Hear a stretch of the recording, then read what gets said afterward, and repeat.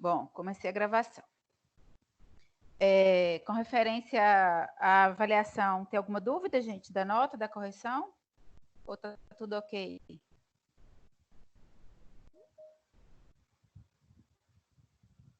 Ninguém tem nada, não, para falar da avaliação? Nenhuma dúvida? Tá tudo certo?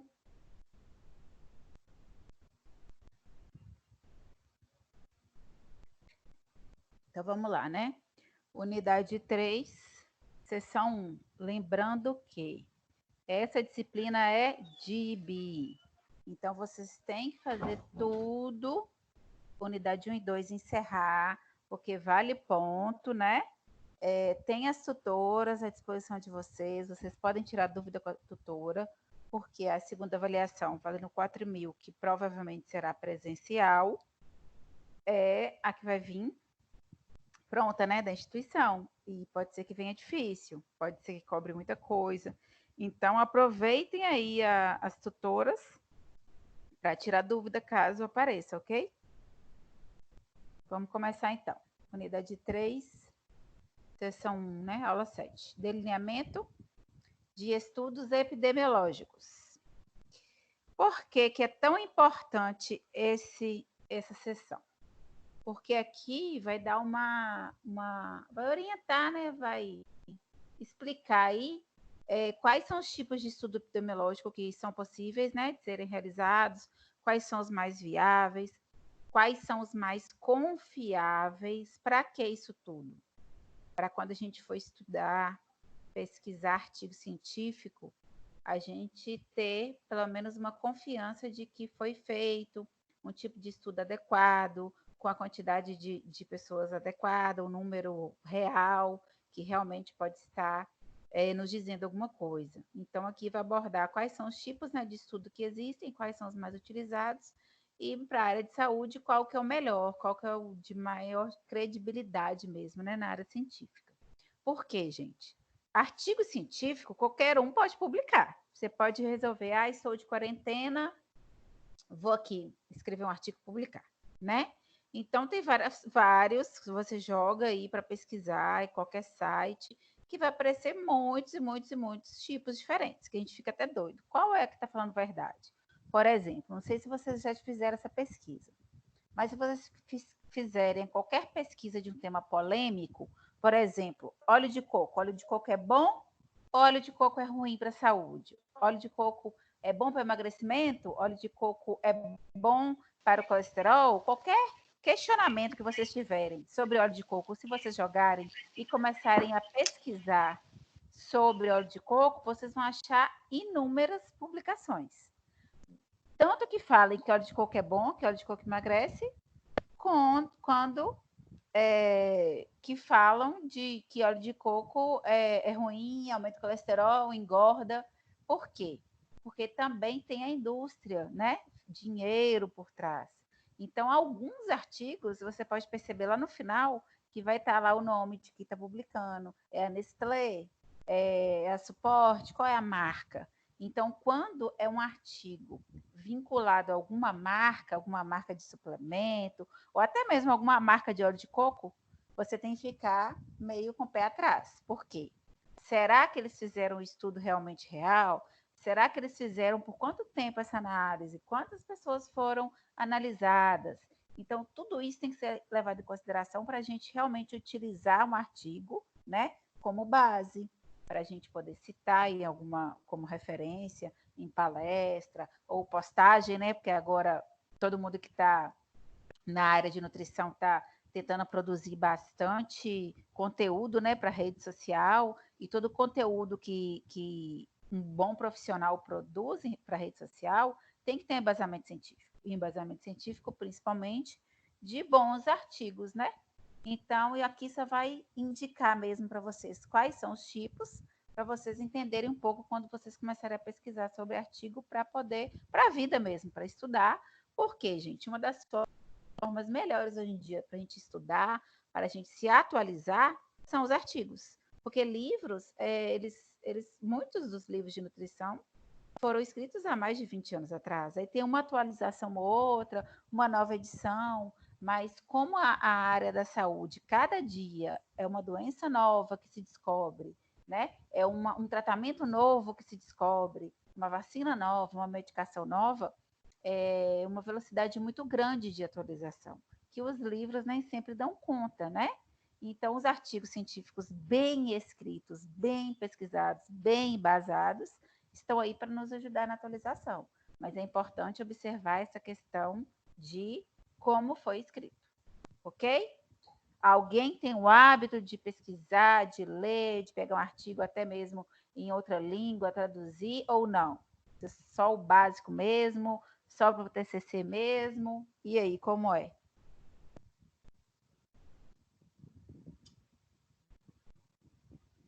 Hein, gente? Tem alguém aí?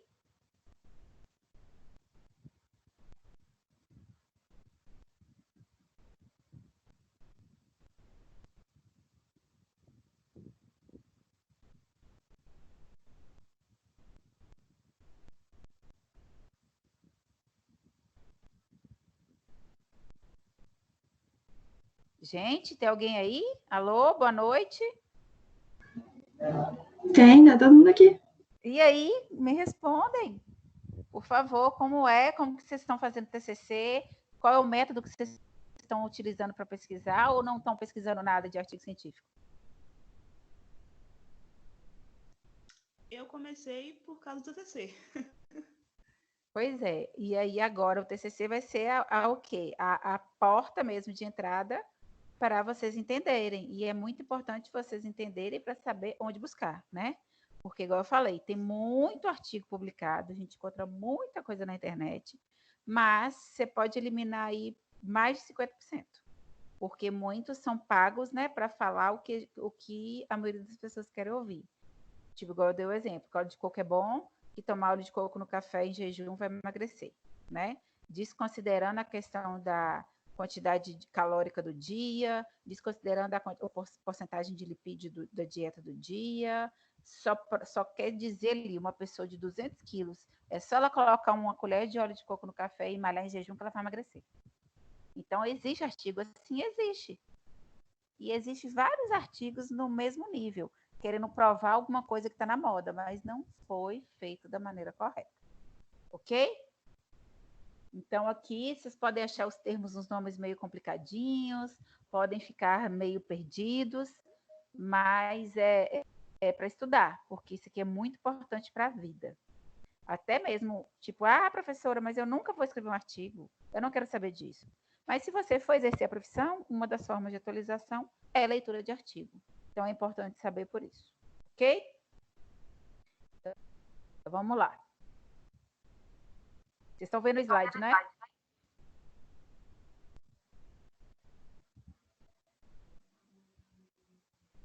Vamos lá, então.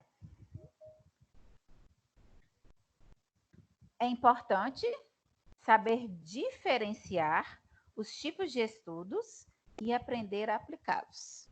Eu acabei de dar o exemplo aí, né? A gente tem que saber como foi feito esse estudo e onde nós vamos aplicar. Entendendo as diferentes classificações dos estudos epidemiológicos, em seguida, empregando as técnicas de amostragem e conhecendo os vieses ou os erros metodológicos e como se deve evitá-los. Por quê, gente? Por exemplo, vou dar um exemplo aqui, vou continuar falando do óleo de coco.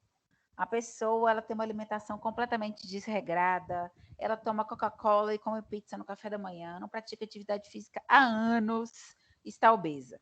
Aí do dia para a noite ela acorda e fala, vou fazer dieta. Aí começa a ver na internet, começa a seguir alguém da internet, né? Seja médico, seja nutricionista, seja blogueiro, alguém. Alguém que pregue aí, por exemplo, a dieta low carb, a low carb com alta quantidade de lipídio, né? Aí tá bom. Aí ela viu lá que vai ajudar a emagrecer se ela malhar em jejum, fizer jejum de tantas horas, e que se de manhã ela tomar o café com óleo de coco, ela vai emagrecer. Aí ela começa a fazer isso. Porém, o que aconteceu? Ela deixou de tomar 2 litros de Coca-Cola, que tem aí mais de 1.000 calorias. Ela deixou de consumir uma pizza aí de quase 1.000 calorias e está substituindo simplesmente por um café preto com uma colher de sopa de óleo de coco. Em calorias, o que está acontecendo? ela está consumindo muito menos caloria do que a pizza com Coca-Cola, certo? E aí, consequentemente, ela também está fazendo atividade física e nas outras refeições ela também está diminuindo o consumo e ela vai perder peso. Aí, se você pegar um pequeno grupo de pessoas que tinham alimentação desregrada, que simplesmente mudou radicalmente a alimentação e acrescentou esse óleo de coco no café da manhã, jamais a gente pode alegar e provar que foi o óleo de coco que fez as pessoas emagrecer. Não foi.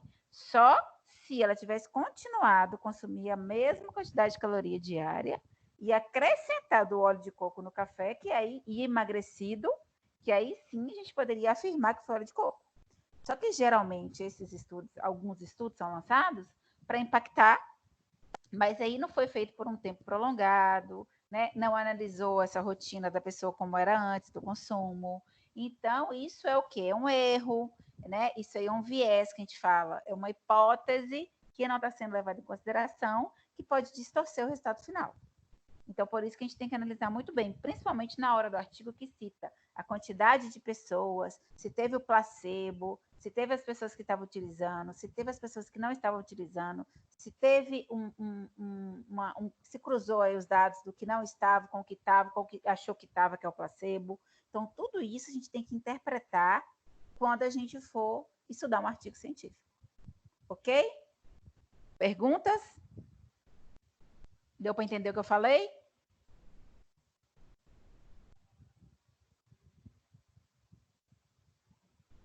Hein, gente? Deu para entender o que eu falei? Alguma pergunta? Não.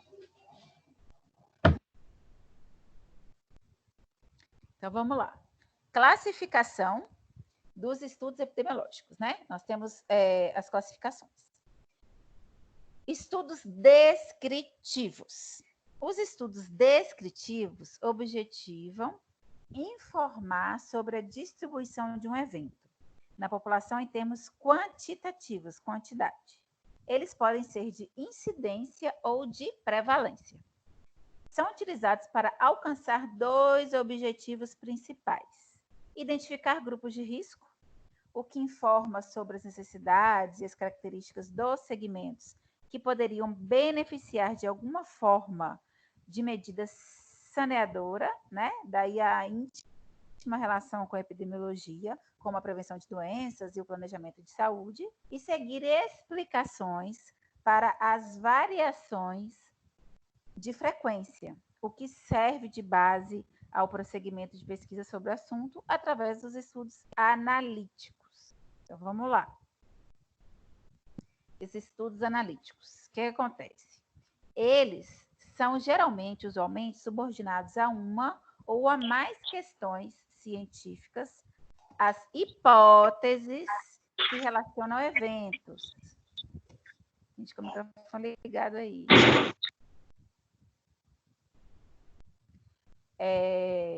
Uma suposta causa e um dado efeito ou exposição e doença, respectivamente.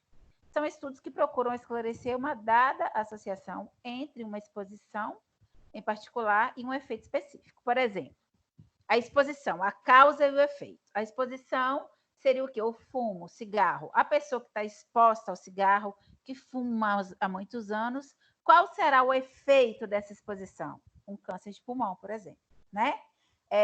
Uma pessoa que sempre foi obesa, que tem uma alimentação péssima, que não faz atividade física nenhuma. Qual essa exposição a essa obesidade, essa alimentação ruim, essa falta de atividade vai levar ao quê? Pode gerar uma diabetes, vai ser o efeito. Então, causa, efeito, exposição vai gerar algum tipo de doença. Ou ao contrário, né? A pessoa foi exposta à vacina do corona, descobriu a vacina do corona. Aí todo mundo tomou a vacina do corona. Aí o que vai acontecer? Vai estar protegido da doença, né? Porque a vacina é a exposição que você foi submetido, receber a vacina, para quê? Para se proteger da doença. E a medicação, se for uma doença que tem cura, a medicação vai ser uma causa que vai gerar o quê? A cura dessa doença. Então, nem sempre a exposição será a coisas ruins. Pode ser também a exposição a coisas boas, né? No caso da vacina, do medicamento, de algum tratamento. O efeito vai ser a cura ou a proteção. Ok? Tá dando para entender, gente? Tem alguma pergunta?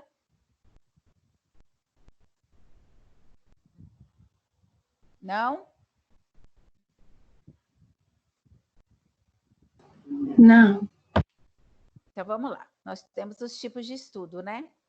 Esses descritivos, que é o estudo de corte, o estudo de caso controle e o estudo transversal, que vai levar em consideração essa exposição e essa doença. Então vamos lá. Esse aqui é o mais conhecido e o mais aceito na área de saúde, que é o estudo experimental, né? Ensaio clínico randomizado. Quem já ouviu essa palavra? Ensaio clínico randomizado. Alguém já ouviu, já leu? Em alguma reportagem, alguma postagem? Ou ninguém nunca ouviu falar em randomizado?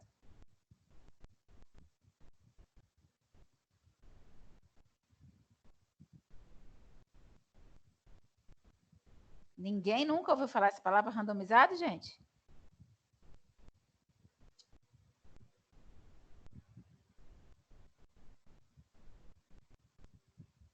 Gente, não é possível. Como é que vocês estão formando sem conhecer um ensaio clínico randomizado? Bora lá, gente, bora pensar. Parte-se da causa em direção ao efeito. Os participantes são colocados aleatoriamente para formar os grupos, o de estudo e o de controle, objetivando formar grupos com características semelhantes. Procede-se a intervenção em apenas um dos grupos, o de estudo, e o outro, que vai ser o controle, vai servir só para a gente comparar os resultados. No ensaio clínico randomizado, procura-se verificar a incidência de casos nos grupos que são expostos e nos grupos que não estão expostos a essa causa que a gente quer provar. A relação entre os grupos é expressa pelo risco relativo. Por exemplo, você vai pegar aí um grupo de mulheres na mesma faixa etária, com o mesmo peso, com o mesmo estilo de vida. Aí você vai separar em 2 grupos, né? Vai pegar, vamos supor, 100 mulheres, 50 para um lado e 50 para o outro. Aí 50 mulheres vão ser o nosso grupo de estudo. A gente vai colocar o óleo de coco no café dela, de manhã em jejum. E as outras 50 vão ser o controle, vai continuar comendo a mesma coisa, sem o óleo de coco. E fazendo o mesmo tipo de exercício físico. No final de um mês, 2 meses, um ano, vai variar de quanto de dinheiro que se tem para fazer esse estudo, vai fazer um levantamento de qual grupo o exposto ao óleo de coco ou não exposto, que teve um melhor rendimento, uma maior perda de peso, um maior ganho de massa muscular, o que esse estudo estiver querendo comprovar. E aí a gente vai ter mais, como se diz, a gente vai poder afirmar, né, com a vantagem aí de que a gente acompanhou um grupo de pessoas da mesma faixa etária, do mesmo tipo de corpo, e a gente conseguiu provar que ou é bom ou ruim. Então, por quê? Porque a gente estava acompanhando um que estava consumindo e o mesmo que não estava consumindo, e pôde cruzar esses dados aí e comparar, né? E provar esse risco aí relativo de consumir ou não consumir. Aí, quais são as vantagens desse estudo randomizado? Ele é de alta credibilidade, como produtor de evidências científicas, não há dificuldade do grupo controle, a determinação de cronologia dos eventos e a interpretação dos resultados é simples. A gente vai ver, perdeu, ganhou, qual ganhou peso, qual perdeu peso, então é bom ou é ruim? A depender do que a gente está querendo provar. Já a desvantagem. Tem desvantagem, professora? Tem. Qual seria a desvantagem? Por questões éticas, muitas situações não podem ser estudadas por esse método, simplesmente de perdas e recusas por parte das pessoas pesquisadas. Necessidade de manter uma estrutura administrativa e técnica bem preparada, tendo o custo, geralmente, é elevado, porque você tem que estudar por 6 meses, por um ano, você tem que ter um grupo grande de pessoas, então é caro. Então a desvantagem é que é caro, e depender do que a gente quer estudar, provar, pode ter questão ética envolvida. Por exemplo, se você, agora mesmo, se descobrir uma vacina aí, qual é o passo a passo de uma vacina? Primeiro, você tem que testar essa vacina, in vitro, em laboratório, em animais, para só depois você conseguir testá-lo em humanos, para ver se realmente essa vacina vai funcionar. Aí, como o corona é uma pandemia, está todo mundo desesperado querendo a vacina, se descobrir hoje uma vacina, e aí? Vai ter muita questão ética envolvida na questão de, já vai testar logo de cara em humano? Que tipo de humano? Quem vai querer? Quem vai aceitar? Então, muitas questões éticas são envolvidas justamente por isso, porque é risco de morte, às vezes é questão religiosa, às vezes é uma coisa que a pessoa não aceita, né? Não condiz com a realidade dessa pessoa, pode ser por religião, pode ser por crença, pode ser pela família, né? Vários motivos. Então, uma das desvantagens é essa. Mas se tiver dinheiro, bastante dinheiro para conseguir tocar, provavelmente ele tem muito mais vantagem do que desvantagem e ele tem uma grande credibilidade para produzir evidência científica. Ok? Pergunta, gente? Nenhuma pergunta? Então vamos lá, um exemplozinho aqui para vocês tentarem entender melhor. Um exemplo de um estudo experimental, um ensaio clínico randomizado, investigação sobre a eficácia de uma vacina quando comparada com o placebo, igual deu o exemplo agora do corona. A gente pode pegar aí um grupo com 20 pessoas que foram vacinadas, né, pelo corona e 980 que não. A gente tem um total de 1.000 pessoas vacinadas. E a gente pode pegar 100 pessoas que não foram, 100 pessoas que foram vacinadas e 900 que não foram, total de 1.000. Aí a gente faz essa porcentagem de taxa de incidência, né? Um total de 120 pessoas com caso positivo da doença, entre vacinados e não vacinados, e um total de 1.880 pessoas que não tiveram caso da doença entre vacinados e não vacinados. Um total de 2.000 pessoas, a gente teve uma taxa de 6% de incidência. A gente fala que é um risco relativo. Isso aqui, gente, nem está no livro de vocês.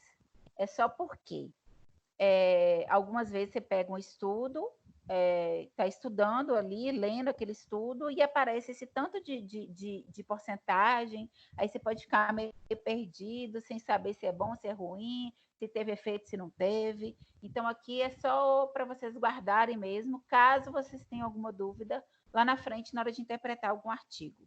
Mas isso aqui não vai cobrar, porque cálculo não está nessa matéria de vocês, tá bom? Só para dar uma incrementada. Então, vamos pegar aqui esse exemplo de ensaio. Pegou um grupo de vacinado e um grupo de não vacinado, e mesmo assim, um grupo de vacinados tiveram 20 pessoas que tiveram doença. Então, essa vacina tem 2% de chance, né, de não dar certo, de não imunizar 100%. Já esse grupo de 1.000 pessoas que não tiveram a vacina, 100 pessoas contraíram a doença. Claro, não estão vacinados, mas em contrapartida, 900 não contraíram, né? Então, a taxa de incidência vai ser muito maior para quem não for vacinado. Se for uma vacina para uma doença que leva a óbito, tipo corona, é muito melhor você arriscar tomando a vacina, porque o risco é muito menor, é só 2%, né? Enquanto não tomar, entregar na mão de Deus, que tem um risco de 10%. Então, aqui sempre vai comparar o que está sendo submetido e ao que não está sendo, o que está sendo estudado e o placebo, para identificar aí a eficácia, no caso aqui, dessa vacina. Deu para entender, gente? Ou embolei demais? Perguntem, gente, falem comigo. Tô achando que eu estou falando aqui sozinha. Deu.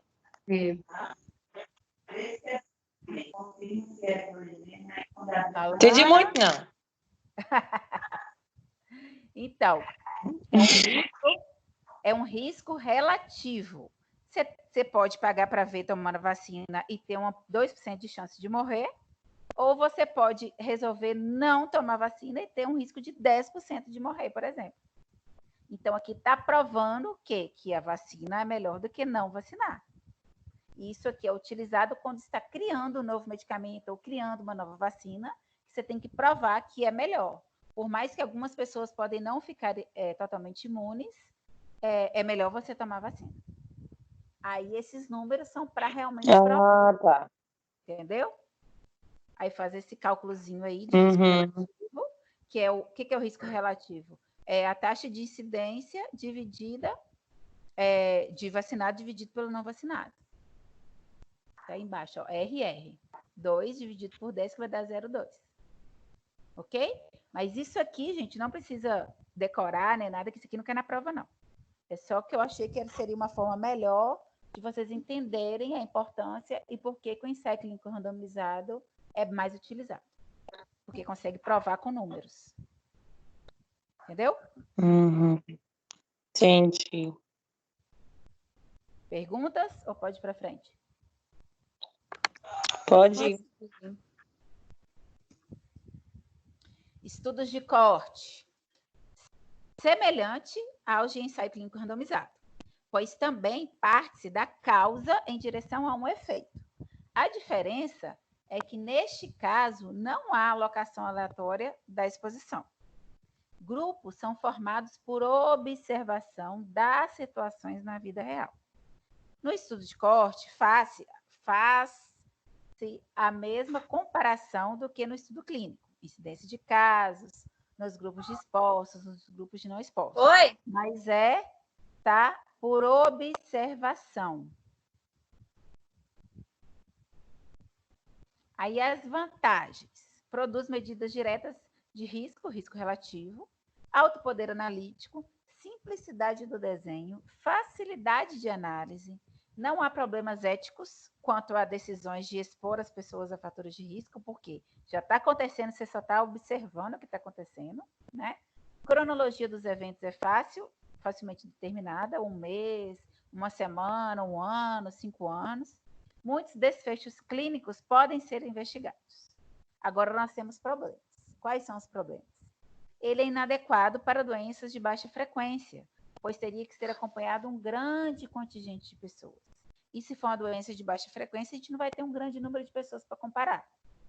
Ele tem um alto custo relativo, porque a gente vai ter que ficar muito tempo acompanhando. Então, isso é dinheiro, né? Você vai ter que pagar as pessoas para ir acompanhando, seja os agentes de saúde que estão ali indo na casa das pessoas que podem estar fazendo esse levantamento, que eles estão observando.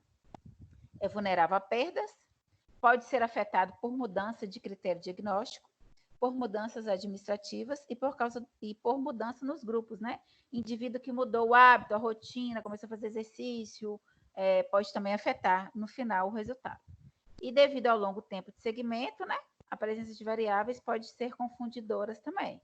Porque nesse tempo aí de 1 ano que você está observando a pessoa, ela fez uma atividade física, ela viajou e consumiu algum tipo de refeição que não estava no dia a dia dela. Então, como é prolongado, pode haver muito confundimento. Então, ela não tem, comparando com o randomizado, ela só não vai ter mesmo os problemas éticos, porque aquilo ali já está acontecendo dia a dia, não pegou um grupo e colocou para fazer tal coisa. Você já está observando. Por exemplo, você pegou um grupo de 100 diabéticos da mesma idade, do mesmo bairro. Aí você começa a observar o que esses diabéticos consomem, qual o tipo de atividade física, qual a medicação que eles tomam, porque você quer provar que tal medicação é melhor que a outra. Aí você só vai observar 50 pessoas que estão tomando X medicação e as outras 50 pessoas que estão tomando Y medicação, mas ambas fazem o mesmo tipo de atividade física e consomem a mesma média de calorias e de alimentos. Então, você vai poder, no final de 1 ano, sei lá quanto tempo, 2 anos, provar que o medicamento X é melhor do que o Y. Só que aí você vai estar observando a rotina, porque já faz parte tanto a medicação, quanto a alimentação, quanto a rotina daquela pessoa. Só que ela pode mudar, porque por um longo período de observação. Então, por isso que pode ter confundimento, que a gente fala, né? Variáveis confundidoras no final das coisas, no final do tempo lá que você determinou o seu estudo, e não ter tão fidedigno assim o resultado. Você não poder realmente bater na tecla de que realmente a medicação Y é pior do que a X. Exemplo. Um estudo de corte para investigar a associação entre um exercício físico e mortalidade por coronariopatia em adultos de média idade. Então, pegou um grupo de adultos com a idade, né, mediana ali, 50, 60 anos, e avaliou qual atividade física idêntica para todos e qual era o risco aí de mortalidade. Aí pegou sedentário e não sedentário. Aí observou que estes sedentários têm 400 foram a óbito por doença coronariopatia, né? Coronariopatia em adultos, e 4.600 não foram a óbitos. Já os que praticam atividade física, que não são sedentários, 80 foram a óbitos e 1.920 não foram a óbitos. Um total de 2.000, ou seja, não sedentário só tinha 2.000 pessoas sendo observadas. E sedentário já tinha 5.000 pessoas a ser observadas. Isso reflete o quê? A nossa realidade, que as pessoas estão muito mais sedentárias, né? Estão consumindo alimentação muito mais prejudiciais do que quem realmente está preocupado com atividade física, com o que está alimentando, né? Aí foi feito o cálculo lá. Taxa de mortalidade por 1.000 pessoas foi de 80 de sedentário, quanto de 40 não sedentário. Então, a pessoa não sedentária que pratica atividade física tem a metade de chance de morrer do que o sedentário. Aí, outra questão desse de coorte, não precisa ser exatamente o mesmo número de pessoas. Pegou 5.000 de sedentário e 2.000 de não sedentário. Aí fez a regrinha de 3 e jogou ali para 1.000, deu 80 sedentário e 40 não sedentário. Porque quanto mais se analisa, melhor é no final.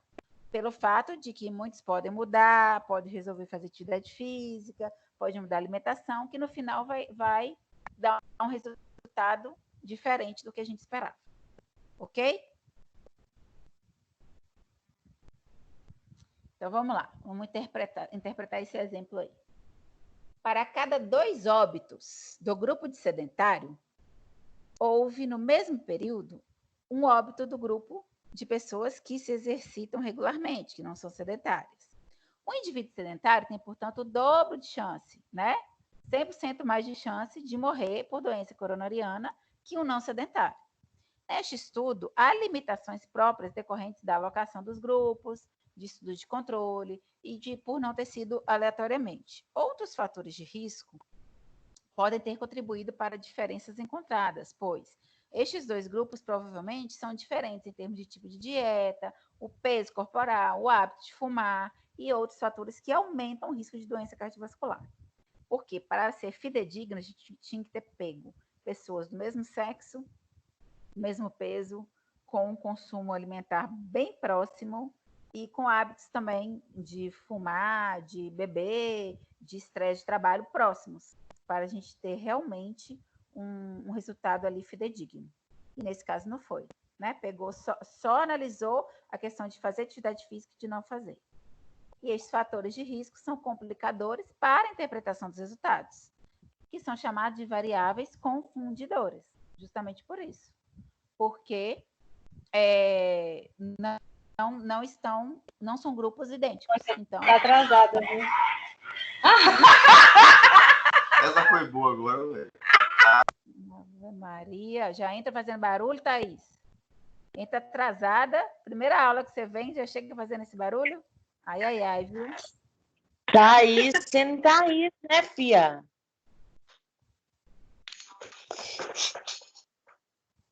Então, gente, por isso que sempre o randomizado vai ser o mais fidedigno. Porque ele sempre vai procurar um grupo de pessoas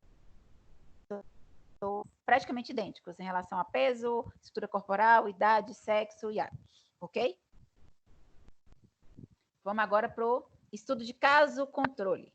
A investigação do tipo caso-controle pode ter parte do efeito para chegar até a causa. É, portanto, uma pesquisa etiológica retrospectiva, né? Nos estudos de caso-controle, o cálculo é inverso em relação aos estudos anteriores. Busca-se quantificar a proporção de expostos nos grupos de caso e de controle. Nesse tipo de investigação, o risco relativo é estimulado pelo cálculo do odds ratio, que a gente vai ver lá na frente, que é também denominado razão dos produtos cruzados. As vantagens do estudo de caso-controle é o quê? Baixo custo relativo, alto potencial analítico, adequado para estudar doenças raras, mas os resultados são obtidos bem mais rápido do que nos outros que a gente viu. Só que tem problemas também, dificuldade de formar grupo controle, vulnerável a inúmeros vieses na seleção, desistência, vários problemas que podem ocorrer no meio do caminho. Os cálculos das taxas de incidência não podem ser feitos diretamente, o pesquisador que determina o número de casos a estudar, e o risco tem que ser estimado indiretamente. Exemplo aqui, ó. Estudo de caso controle. Investigação sobre a associação entre toxoplasmose e a debilidade mental de crianças. Todo mundo lembra o que é toxoplasmose, gente? E todo mundo Não lembra lembro, não. toxoplasmose, geralmente a mulher, ela que convive com animais de estimação, principalmente gatos, ou alimentos mal higienizados, né, com fezes, podem causar toxoplasmose. Então, mulher, toda vez que a mulher engravida, ela faz exame de sangue, entre eles a toxoplasmose. Por quê? Depender do nível de toxoplasmose que essa mulher tiver, ela tem grande chance de gerar um feto com debilidade mental, com hidrocefalia, sem a formação dos membros, ou até mesmo um aborto. Então, tem mulheres que já sabem que tem toxoplasmose, então, antes de engravidar, ela se preocupa com essa taxa, e tem mulheres que não sabem, que só descobrem na gestação. E aí que está o problema, que se essa taxa estiver alta, pode gerar um feto ou com debilidade mental, ou com hidrocefalia, ou sem os membros. E outros problemas aí podem ocorrer também. Então, resumindo, toxoplasmose é uma doença adquirida pela ingestão de fezes, principalmente de gatos, que pode ser através do alimento mal higienizado ou de pessoas que têm contato com aquele gato que não é vacinado, gato de rua, que pega, que leva para casa e não tem aquela preocupação que a gente tem que ter quando a gente pega um animal de rua, né? Isso acontecia mais antigamente, que não tinha tanta disseminação aí de notícias de que tem que vacinar, de que tem que levar no veterinário. Hoje em dia as pessoas já estão mais conscientes, né? E pega qualquer animal aí que você pegar para adotar, a primeira coisa que você vai fazer é levar no veterinário para receber todas as vacinas. Então, não quer dizer que você tem o gato de estimação, você tem toxoplasmose, não. O gato sadio, né? Com tudo em dia, não vai transmitir nada para gente. Porém, por exemplo, algumas plantações aí de alface, de couve, de cheiro verde, de alimentos que são consumidos crus, podem estar infectados porque os gatinhos de rua, os cachorrinhos de rua foram lá fazer suas necessidades na hortinha e você não se preocupou em higienizar da forma correta e acabou adquirindo pela salada mal higienizada. E pode acontecer também no restaurante, né? Quando você consome a comida sempre no mesmo local, você tem que ter certeza de como é feita a higiene, principalmente dos alimentos crus, porque é um risco de contaminação também, ok? Então, voltando aqui ao caso. Estudo, caso, controle. Ô, Carol, Oi. mas é só em gatos essa toxoplasmose, Não. nas fezes só de gatos ou Animais, em geral. animais em geral, né? Principalmente gato e cachorro. Uhum, E ok. outra coisa, passa de mãe para filha. Se a mãe tiver toxoplasmose, engravidar, a filha pode nascer saudável, mas pode nascer com uma taxazinha de toxoplasmose.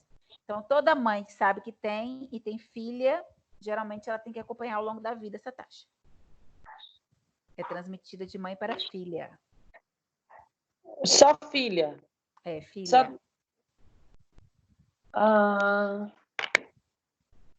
ok. Então, vamos lá. O exemplo aqui, né? Sorologia positiva para toxoplasmose. Pegou aí. Crianças que nasceram com deficiência mental e foram testadas se tinha toxoplasmose ou não, né? Então, 45 crianças com deficiência mental era positivo para toxoplasmose, enquanto 15, né, que não tinham doença mental, mas estava positiva para toxoplasmose.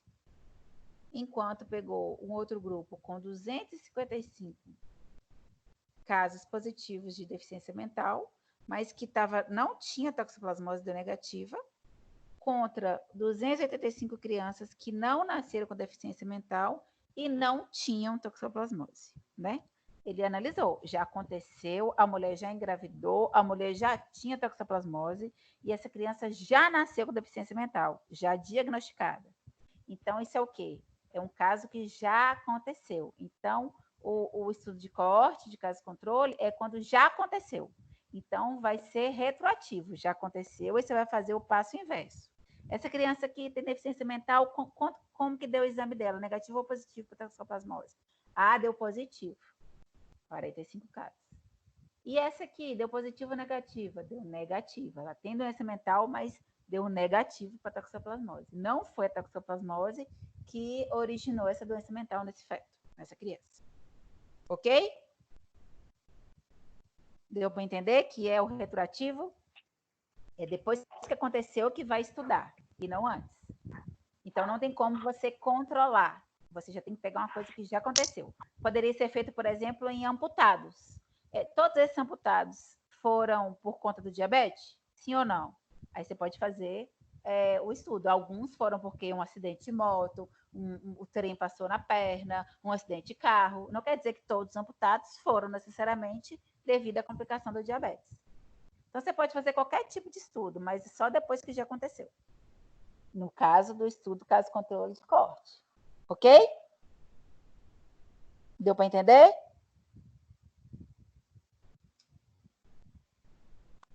Ok. Tá, vamos para frente. Estudo transversal.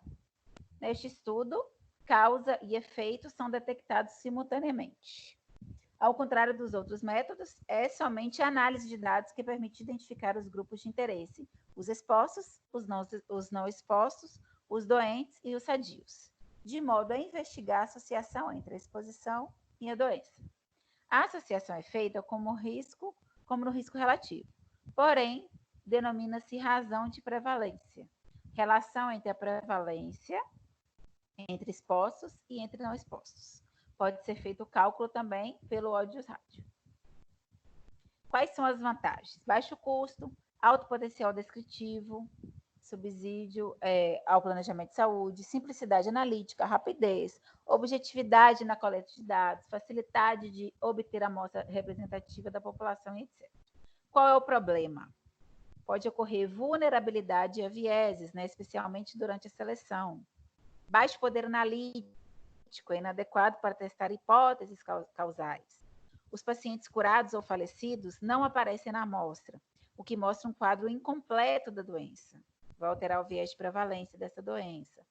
A relação cronológica dos eventos pode não ser facilmente detectável e não determina risco absoluto, incidência.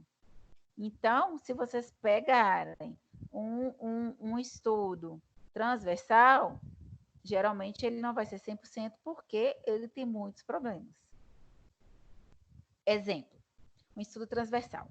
Está investigando a associação entre migração e doença mental em adultos de meia idade, né? Migração, a pessoa estava acostumada com viver na roça, a vida toda morou na roça. Aí fez lá 60 anos de idade, não tem mais ninguém para cuidar dele na roça, ele tem que ir para a cidade, morar com o filho dele na cidade. Isso aqui é uma migração, ele migrou da fazenda da roça para a cidade.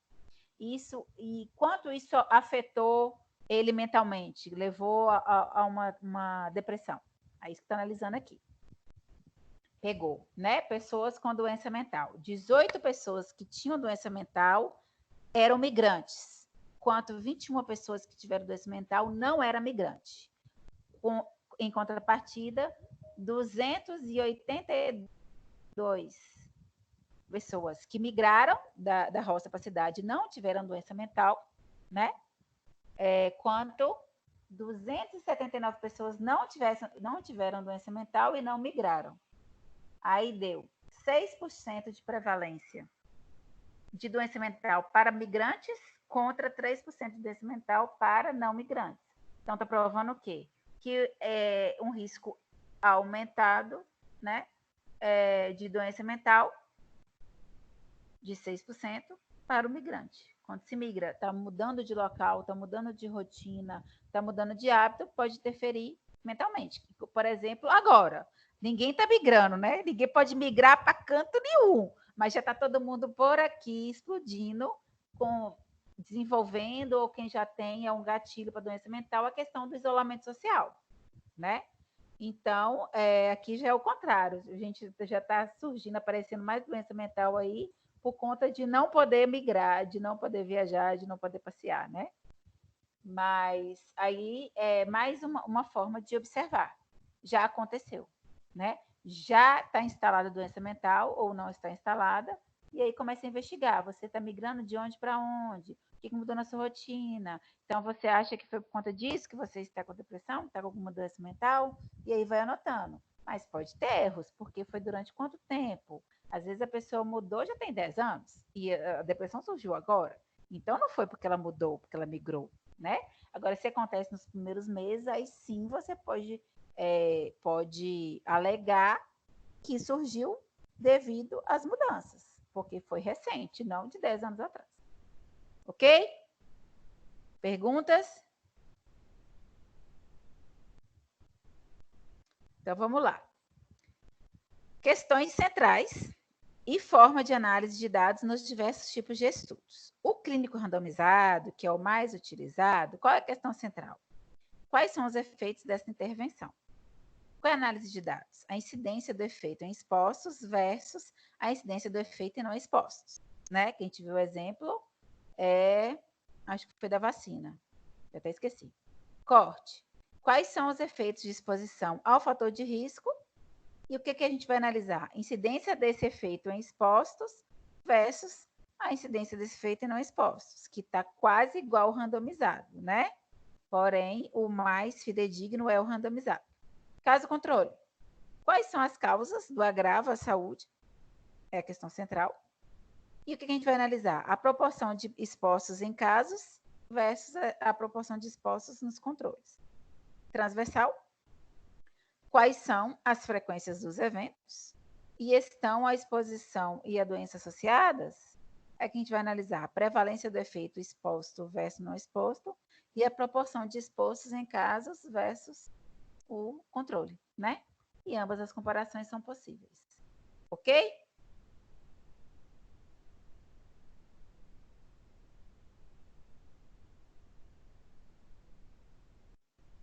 Ok.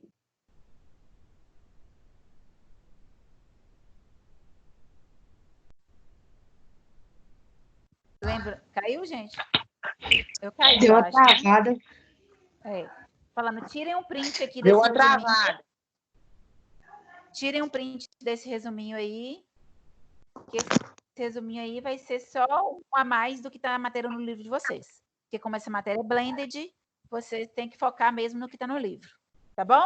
Ô, professora, esses slides que você está passando, não tem como deixar eles no portal, não?